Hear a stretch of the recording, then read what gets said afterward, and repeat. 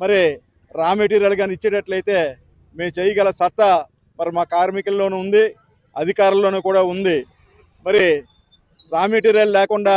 ఉత్పాదకతని పెంచాలని అంటే ఇది కష్టతరమైనటువంటి మరి ఇది 125 హీట్లు తీయాలని ఎస్ఎంఎస్లను కానీ, సెంటర్ ప్లాంట్లో 24,000 టన్నులు రోజుకి తీయాలని చెప్పి కానీ, అలాగే కోకో 1 డిపార్ట్మెంట్లో రోజుకి 375 పుషింగ్లు చేయాలని కానీ, మరి ఇవన్నీ కూడా రావాలని అంటే ఖచ్చితంగా రా మెటీరియల్ అవసరం ఉంటుంది. కాబట్టి రా మెటీరియల్ మరి సప్లై చేయాలి. అలాగే ఏదైతే మరి ప్లాంట్లో మిషనరీకి విడి భాగాలు కూడా అవసరం, మరి విడి భాగాలను కూడా మరి స్పేర్ పార్ట్స్ని కొనవలసిన ఆవశ్యకత కూడా మరి యాజమాన్యం మీద ఉంది. మరి దీన్ని కూడా మీరు పరిగణలోకి తీసుకోవాలని చెప్పేసి యాజమాన్యానికి సూచిస్తూ, అలాగే కానీ రా మెటీరియల్ కానీ మాకు ఇచ్చేటట్లయితే, ఫుల్ ఫ్లెడ్జ్డ్గా ఇచ్చేటట్లయితే మీరు 6.3 కాదు 7.3 మిలియన్ టన్స్ కూడా తీయడానికి సిద్ధంగా ఉన్నామని చెప్పేసి మరి ఇక్కడ కార్మికుల తరఫున ఐఎన్టీసీ నుండి